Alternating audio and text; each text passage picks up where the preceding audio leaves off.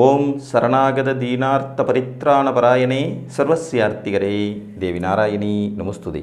வணக்கம் நேர்களே, இது மகாலட்சுமி ஜோதிடம் வழங்கும் காலச்சக்கரம். உங்கள் அன்பு ஜோதிடர் ஸ்ரீராம்ஜி பேசுகிறேன். அனைவரும் நலமுடன் இருக்கிறீர்களா? நன்றாகத்தான் இருப்பீர்கள், நன்றாக இருக்க வேண்டும்.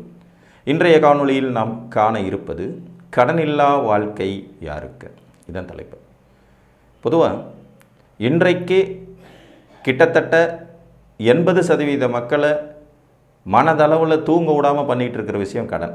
நம்ம கடனை பற்றி நிறைய காணொளிகள் போட்டிருந்தாலும் கடனே இல்லாமல் வாழ்கிறவங்க யார், கடன் பற்றி கவலையே படாதவங்க யாருங்கிற காணொலியில் இது வரைக்கும் போட்டதில்லை.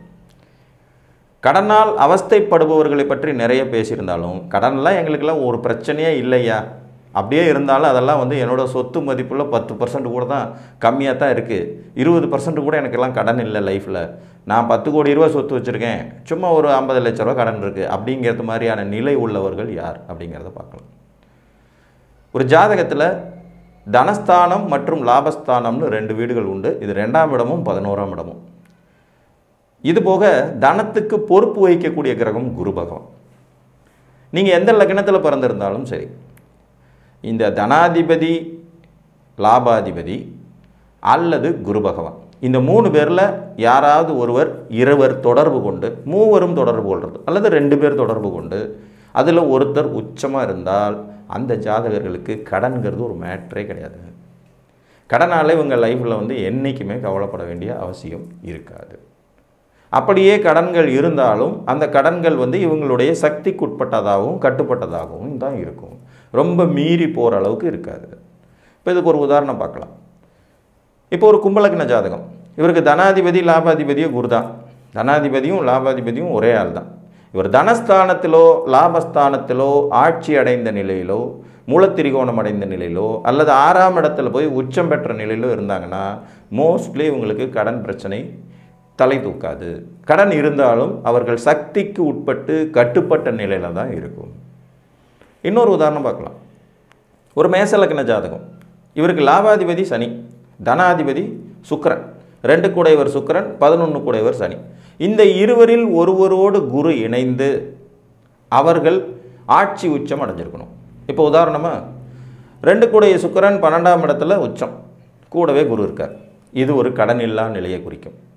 அல்லது 11 கூடைய சனி பகவான் அங்கேயே ஆட்சி அடைகிறார், கூட அங்கேயே குரு இருக்கார், இல்லை அங்கே சுக்கிரன் இருக்கார், சுக்கிரனும் சனியும் இணைந்த நிலையில் இருக்கிறது.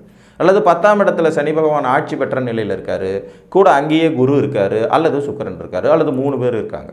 இல்லை 7ஆம் இடத்துல சனி பகவான் உச்சம் பெற்ற நிலையில் இருக்கார், கூட அங்கே சுக்கிரன் இருக்கார், கூட அங்கே குரு இருக்கார். இந்த அமைப்பு இருக்கிறவங்களுக்கு கடன் இருக்காது.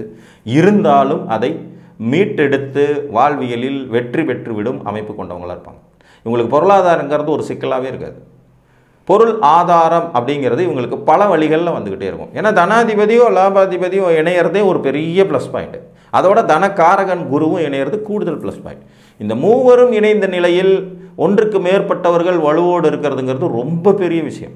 இப்போ இதே மேசலக்கண உதாரணத்துக்கே பார்த்தீங்கன்னா சனி உச்சமாக இருக்கார் துலாத்தில், கூடவே சுக்கிரன் இருக்கார் ஆட்சி மூலத்திரிகோண வலுவோடு, கூடவே குரு இருக்கார். நல்லா யோசிச்சு பாருங்கள், இது ஒரு மேசலக்கண ஜாதகம். தனாதிபதி, லாபாதிபதி மற்றும் தனகாரகன் எல்லாரும் இணைஞ்ச நிலையில் இருக்கிறாங்க. அதில் 2 கிரகம் பவர்ஃபுல்லாக இருக்குது. எவ்வளோ பெரிய வலிமை, எவ்வளோ பெரிய முன்னேற்றம். இவங்களுக்கெல்லாம் கடன்கிறதெல்லாம் ஒரு பிரச்சனையாகவே இருக்காது. இன்னும் சொல்லப்போனால் கடனாலேயே வாழ்க்கையில் அடுத்த கட்டம் அடுத்த கட்டம் அடுத்த கட்டம்னு முன்னேறி போய்கிட்டே இருப்பாங்க. கடன் பட்டார் நெஞ்சம்போல் கலங்கினார் இலங்கை வேந்தன்கிற கதையெல்லாம் இவங்களுக்கு பொருந்தவே பொருந்தாது. கடனால் வாழ்க்கையில் அடுத்த கட்டத்துக்கு நகர்றது, சொத்து மதிப்பு பல மடங்கு அதிகமாக இருக்கிறது, முடிஞ்சால் இவங்களே கவர்மெண்ட்டுக்கு கடன் கொடுக்கறதுங்கிற நிலைமையோடு இருப்பாங்க. எப்போதும் கடனால் அவஸ்தைப்படாத விதியை இந்த கிரக இணைவுகள் தரும். ரொம்ப ஈஸியான ஒரு விஷயம்தான். உங்களுக்கு தனாதிபதி அல்லது லாபாதிபதி குருவுடன் தொடர்பு கொள்ளணும். 2 பேரும் தொடர்பு கொண்டாலும் ஓகே, அல்லது 3 பேரும் தொடர்பில் இருந்தாலும் சரி. இந்த மூவரில் ஒருவர் ஆட்சியோ உச்சமோ அடைந்திருக்கணும். இந்த தொடர்புங்கிறது பார்வையில் வராது. குரு பார்க்குறாரு, அது பரவாயில்லைங்களாங்க கூட அது ஒத்து வராது. இவர்கள் மூவரும் தொடர்பு கொண்டிருக்கிறதுங்கிறது ஒரே வீட்டில் இணைந்திருப்பதுங்கிற அடிப்படையில் வரணும். அப்படி இணையிற வீடில் பார்த்திங்கன்னா பொதுவாக 6, 8 வந்ததுன்னா கொஞ்சம் சுமாரான பலன் இருக்கும். 6 8ல் இவங்க இணைஞ்சிருக்காங்க. இப்போ உதாரணமாக கும்பலக்கணத்துக்கு நான் முதல்ல சொன்ன மாதிரி 6ஆம் இடத்துல குரு உச்சமாக இருக்கும்போது 2 கூடையவன் 6க்கு போகிறாங்கிற அந்த விதி வேலை செய்யும். அப்போ உங்கள் தனம் எதிரிக்கு அப்படிங்கிறது மாதிரியும் ஒரு விதிகள் வரும். அப்போ கடனை வாங்கிட்டு வட்டி கட்ட வேண்டிய சூழ்நிலைகள் கொஞ்சம் இருக்கும். இவங்க மறையாத ஸ்தானங்களில் வலுப்பெறுவதுங்கிறது ஒரு கூடுதல் சிறப்பு தான். இன்னொரு உதாரணம் பார்க்கலாம். இப்போ ஒரு துலாலக்ன ஜாதகம், இவருக்கு தனாதிபதி செவ்வாய், லாபாதிபதி சூரியன், குரு பொது தனக்காரகன். இப்போ மேசத்தில் சூரியன் உச்சமாக இருக்கார், அதாவது லாபாதிபதி 7ஆம் இடத்துல உச்சம், கூடவே செவ்வாய் இருக்கார், அவர் அங்கே ஆட்சி. அப்போ தனாதிபதியும் ஆட்சி மூலத்திரிகோண வலுவோடு இருக்கார், இவங்களோட குருவும் இணைஞ்சிருக்கார். இது ஒரு அற்புதமான ராஜயோக அமைப்பு. கடன்னா என்னங்க, அது கிலோ என்ன விலை அப்படின்னு கேட்குறது மாதிரி இருக்கும். இது ஒரு விதி. இன்னொரு விதியில் பார்த்திங்கன்னா, பொதுவாக தனக்காரகன் கடன்லாம் இருக்கும் இவங்களுக்கு, ஆனாலும் அதை சமாளிக்கிற அளவுக்கு மனோதிடமும் அடுத்த கட்டத்துக்கு நகர்றதுக்கு மாதிரியான சூழ்நிலைகளும் கொண்டவங்களாக இருப்பாங்க. இது என்னென்னா, தனக்காரகன் குருவுக்கு 6 8 12 கேது உட்கார்றது.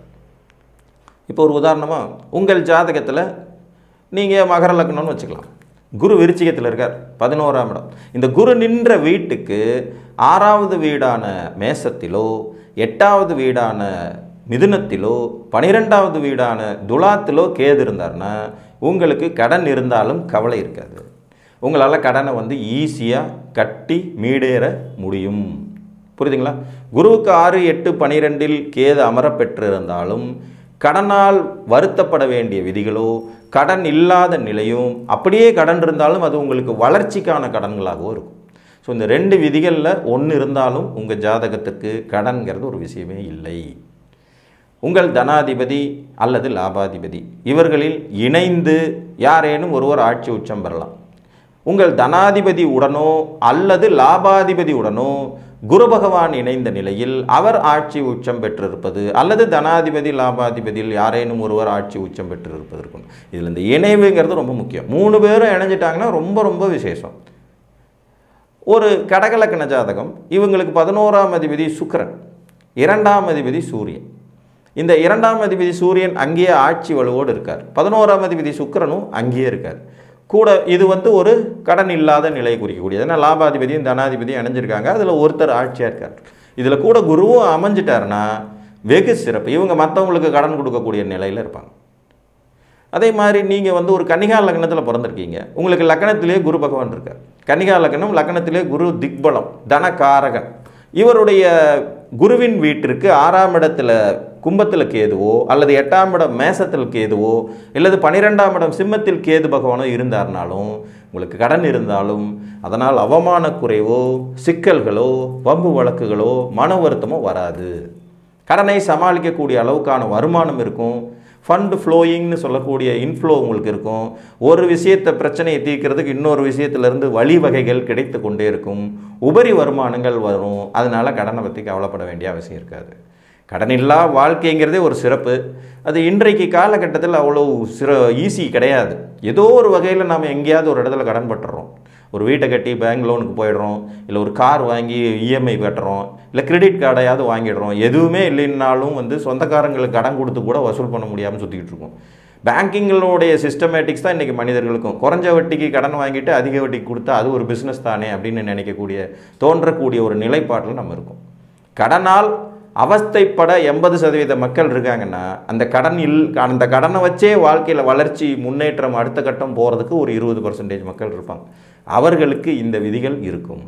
லாபாதிபதி தனாதிபதி வலுப்பது, இவர்கள் இருவரும் தொடர்பு கொள்வது, அல்லது லாபாதிபதியோ தனாதிபதியோ குருவுடன் தொடர்பு கொண்டு இவர்களில் யாரேனும் ஒருவர் ஆட்சி உச்சம் அடைந்திருப்பது, தனாதிபதி லாபாதிபதி குரு மூவரும் தொடர்பு கொண்ட நிலையில் இவர்களில் யாரேனும் ஆட்சி உச்சத்தில் இருப்பது. இந்த தொடர்புங்கிறது இங்கே பார்வை வலுவுக்கு வராது, இணைஞ்சிருந்தால் மட்டும்தான் தொடர்பு அப்படிங்கிறது மாதிரி எடுத்துக்கணும்.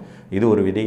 அடுத்தது குருவுக்கு 6 8 12 கேது பகவான் மறைந்திருந்தாலும் உங்களுக்கு கடனால் அசிங்கம் அவமானம் கௌரவ குறைச்சல் கவலைகள் வராது என்று கூறி மீண்டும் ஒரு காணொளியில் உங்களை சந்திக்கும் வரை உங்களிடமிருந்து அன்புடன் விடைபெற்றுக் கொள்வது உங்கள் அன்பு ஜோதிடர் ஸ்ரீராம்ஜி. நன்றி, வணக்கம்.